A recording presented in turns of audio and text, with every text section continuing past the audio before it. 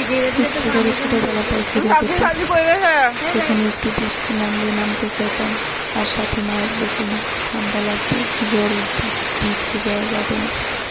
খুব মিস করি সেই দিনগুলো, কিন্তু আফসোস চাইলেও আর সেই দিনগুলোতে ফিরে যেতে পারবো না।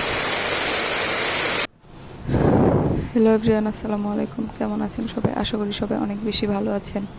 আমি ভালো নেই, চিৎকার করে বলতে ইচ্ছে করে আমি ভালো নেই, তবুও নিজের মতো করে কাজ চালিয়ে যেতে হয়। এখানে আমি সকালে আমার বড় ছেলের স্কুলের সময় হয়ে যাচ্ছিল, তো এখানে আমি 2টা রুটি আর একটা ডিম ভাজি করে দিয়েছি।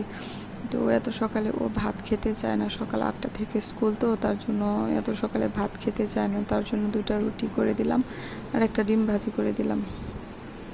তো ইদানিং ভিডিও করতে ইচ্ছে করে না, কোনো কিছুতেই মন বসাতে পারি না, না কাজে না কোনো কিছুতে আসলে মন বসে না। আসলে মানসিক টেনশনে আমি অনেক বেশি বিধ্বস্ত, যার কারণে আমার কোনো কিছুই ভালো লাগে না। এখানে 2টা ওয়ান পিস এবং 2টা মেক্সির অর্ডার ছিল। আসলে আমি অর্ডারগুলো নিতেই চাচ্ছিলাম না, কিন্তু অনেক জোর করে দিয়ে গেছে। আসলে আমার কোনো কাজ করতে এখন আর ইচ্ছা করে না। তো ওয়ান পিসগুলো আসলে ভালোই ছিল। উনি বলেছেন যে 350 টাকা করে নাকি এনেছে। তো আমাদের ময়মনসিংহ থেকে এনেছে, শহর থেকে এনেছে। তো আপনারা হয়তো অনেকেই চিনেন, বাসাবাড়ি বলতে একটা মার্কেট আছে ময়মনসিংহে, অনেক পপুলার। তো ওইখান থেকে এনেছে। আর কাপড়গুলো ছিল ভেক্সি ওয়েলের।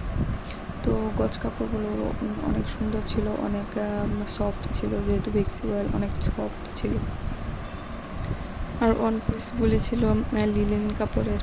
তো ওয়ান পিসগুলো ভালোই, মানে কাপড়টা অনেক সফট ছিল, ভালোই ছিল। তো দেখা যাক কবে নাগাদ সেলাই করে, আসলে আমার কোনো কাজেই মন বসে না।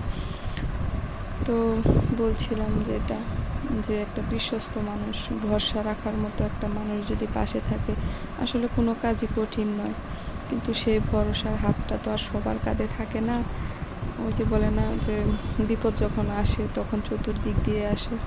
অনেক আগে আপনাদের সঙ্গে শেয়ার করেছিলাম আমার জীবন ব্যাপারে।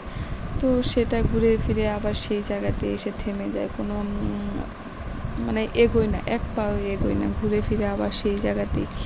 তো এটা নিয়ে সারাদিন টেনশন, 2টা বাচ্চা, আসলে নিজের শারীরিক অসুস্থতা, সব কিছু মিলে না আসলে কোনো কাজে মন বসাতে পারি না। আর মন ভালো না থাকলে কোনো কাজ করে শান্তি পাওয়া যায় না। তো সেরকমই নিজের সাথে যুদ্ধ করছি, নিজের সংসারটাকে টিকিয়ে রাখতে, নিজের সন্তানগুলোকে মানুষ করতে। তো আপনারা যদি আমার পাশে থাকেন, ইনশাল্লাহ আমি পারবো হয়তোবা। আসলে প্রত্যেকটা মেয়েরই নিজের পায়ে দাঁড়ানো উচিত। নিজের পায়ের নিচের মাটিটা একটু শক্ত হওয়া দরকার। শুধু আমার ক্ষেত্রে না, আমি মনে করি সকল মেয়েদের ক্ষেত্রে। সেটা যে কারো সাপোর্টে হোক, স্বামীর সাপোর্টে বা হোক নিজের পরিবারের সাপোর্টে, কিন্তু দিন শেষে একটা সাপোর্টিভ মানুষ দরকার আসলে জীবনে এগিয়ে যেতে। কিন্তু ওই সাপোর্টটাই আমি আসলে পাই না।